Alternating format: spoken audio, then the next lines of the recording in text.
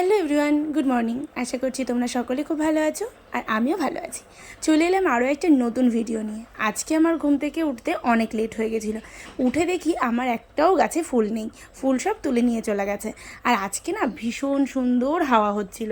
তোমাকে ক্যামেরাতে বোঝাতে পারছি কিনা জানি না, তবে হাওয়াটা কিন্তু খুব সুন্দর ছিল। আর এই যে আমি এখন ব্রাশ করে নিচ্ছি, এখন প্রায় বেজে গেছে 8:30, কারণ আজকে আমার উঠতে খুব লেট হয়েছে। কারণ আমার পা ভীষণ পরিমাণে যন্ত্রণা করছিল, যার জন্য যেহেতু বসে থেকে মেশিনের কাজ করা হয় তো পায়ের উপর খুব প্রেশার পড়ে, তার জন্য ভীষণ পরিমাণে যন্ত্রণা করছিল বলে আজ আমি আর একদম সকালে উঠতে পারিনি। আর এদিকে উনুনটাও রেডি হয়নি, উনুনটা অল্প অল্প করে রেডি করছি, যেহেতু হাতের কাজ করি, সব সময় সব কাজ করে ওঠা হয় না, তো করছিলাম।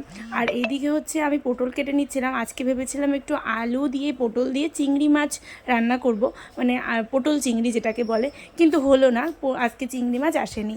তো যাই হোক, রাত্রেবেলায় চলে গেছিলাম। আমাদের এখানে হচ্ছিল এক বাড়িতে অষ্টম প্রহরী বলে বোধহয়, মানে একজনের দিবসী উপলক্ষে 4 দিন ধরে মানে একটা অনুষ্ঠান রেখেছিল।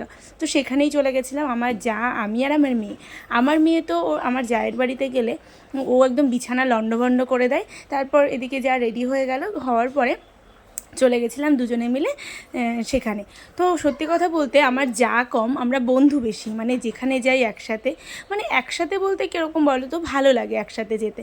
তো এটা হচ্ছে আমাদের বাড়ি, তো আর এটা হচ্ছে আমাদের পাড়ার একটা মন্দির। তো দেখো বেশি দূর না বাড়ি থেকে, তার জন্য আমরা ছাপা শাড়ি পরেই এসেছি, বাড়ি থেকে একটুখানি দূরত্ব। তো এই যে আমরা ফাইনালি চলে এসেছি। আর এই যে হচ্ছে আমার শাশুড়ি মা।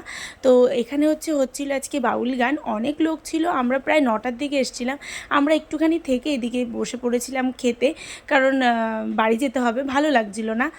তো যেহেতু পা ব্যথা করছিল বলে একদম ভালো লাগছিল না। তো এইদিকে হচ্ছে খিচুড়ি খেয়ে নিয়েছিলাম, আর এইদিকে হচ্ছে আমার মেয়ে খিচুড়ি খাচ্ছে। তো খিচুড়ি টিচুড়ি খেয়ে বাড়ি চলে গেলাম। তো আজকের ভিডিও এ পর্যন্ত।